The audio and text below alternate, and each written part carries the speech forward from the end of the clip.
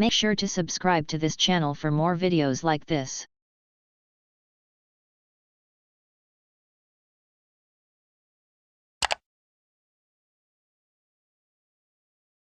Carly, because we see that video of you kicking that 55-yard field goal all the time. I'm always there and wanting to try it. So who knows? I've got a lot to focus on right now and trying to make this Olympic team and just play for Gotham FC at the time being, and we'll see what happens in the future. Chelsea or Man City?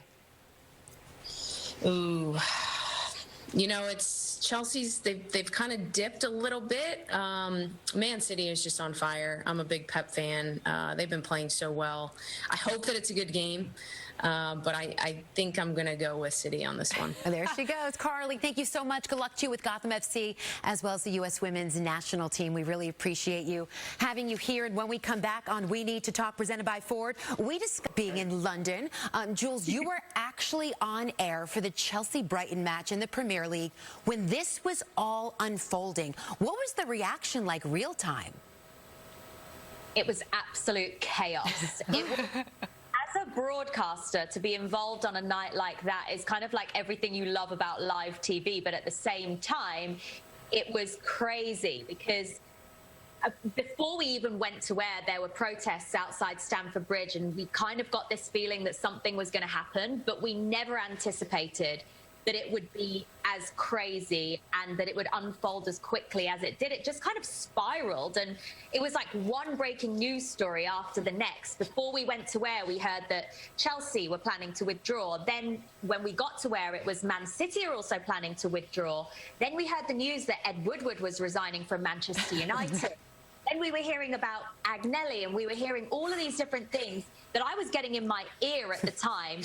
But yeah, you look at it differently from, I would say, my side now, but I do think at some point you can never lose touch with the one thing that gave you this product in the first place. But I think we're seeing so much that more of athletes now becoming part of the ownership, and we see it in the NBA. Look at Dwayne Wade and of course Michael Jordan, and WNBA Renee Montgomery with the Atlanta Dream. And also I've noticed much of what I do is covering the Brooklyn Nets. Steve Nash has had some ownership in the Vancouver Whitecaps. Santa Clara Bronco grad, by the way, just oh yeah, that's right. Oh yeah, we're circling all in. But it goes down. James Harden then part ownership in Houston Dynamo, and Kevin Durant, the Philadelphia Union.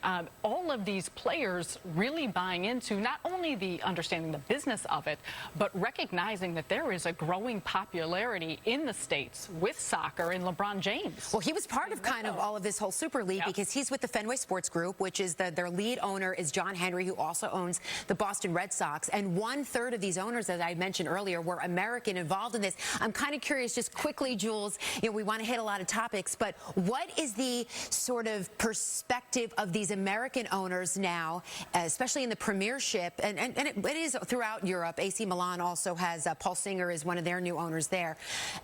The way that they were involved in all of this, is it like this American influence? I'm kind of curious how you guys are all talking there in England and in Europe. I don't think it's necessarily pinpointing the American ownership. I think it's football club owners in general, because look, the 6 Premier League teams that were initially involved in the European Super League don't all have American owners. So it's not necessarily about the American ownership. It's just about what I think you guys already mentioned there, is about that disconnect between business and fans. And the whole reason why the European Super League just seemed like the worst idea ever is because it takes out the competitive element. Without the competitive side of football, it's not a sport. It just becomes entertainment. And that's not why we watch it. We watch sport because we want to cheer on our team. We want to see them win. We want to be there for them when they lose. We want to ride that roller coaster of emotion. But we also watch sport because we want hope. We want the idea that you can support a team like Leicester City, for example, who nearly got relegated a few seasons ago, who then went on to win the Premier League the season after.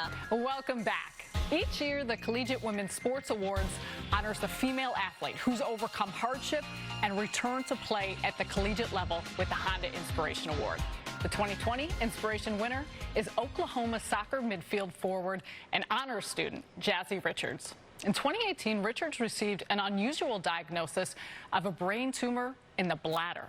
But that life-altering moment couldn't keep her from the game she's always loved. Well, as we get closer to kickoff of the UEFA Champions League final between Manchester City and Chelsea, it's the off-the-pitch work by Manchester City goalkeeper Zach Steffen that's uniting the soccer community, and we need to listen. With the children, you think about the next generation and the ones that need to see this, to feel this. Just amazing what Zach is doing. Yeah, and education. I mean, I look at the education point, and I just think that's where we can enact change. And so many times we don't realize we want to do something, we don't know what to do, so we don't do anything. But look at Zach. He just gets out there, he gets going, he's doing it, and so many people want to grab a hold of that. He's leading, they're following, and now making a difference in so many people's lives.